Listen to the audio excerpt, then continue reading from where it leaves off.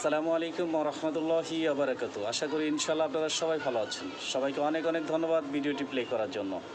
সূরা নিসা 59 নম্বর আয়াতে আল্লাহ তাআলা যে কথাটা বলেছেন, যেটা আমি বুঝতে পেরেছি আর কি, আপনারা অন্য কিছু হয়তো বুঝতে পারবেন। তো আমি যতটুকু বুঝতে পেরেছি সেটুকুই আপনাদেরকে শেয়ার করার চেষ্টা করব। সূরা নিসার 59 নম্বর আয়াতে আল্লাহ তাআলা বলেছেন যে, তোমরা আল্লাহকে অনুসরণ করো এবং আল্লাহ রসুল সাল্লাল্লাহু আলাইহি সাল্লামকে অনুসরণ করো। আরেকটি বিষয় অনুগত ওখানে বলা হয়েছে, সেটা হচ্ছে যে তোমাদের ভিতরে যদি কোনো ধরনের মতবিরোধ তৈরি হয়, তাহলে তোমরা সেটা আল্লাহ এবং আল্লাহ রসুল সাল্লাল্লাহু আলাইহি সাল্লামের দিকে প্রত্যাবর্তন করো।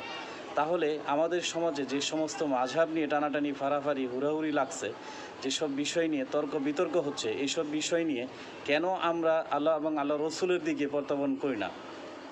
আমাদের দেশের আলেম ওলামাগণ তারা কি এই আয়াতটা পড়েনি? তারা কি এই আয়াতের বিশ্লেষণ ব্যাখ্যা জানে না? আশা করি ইনশাআল্লাহ আমাদের থেকে তারা অনেক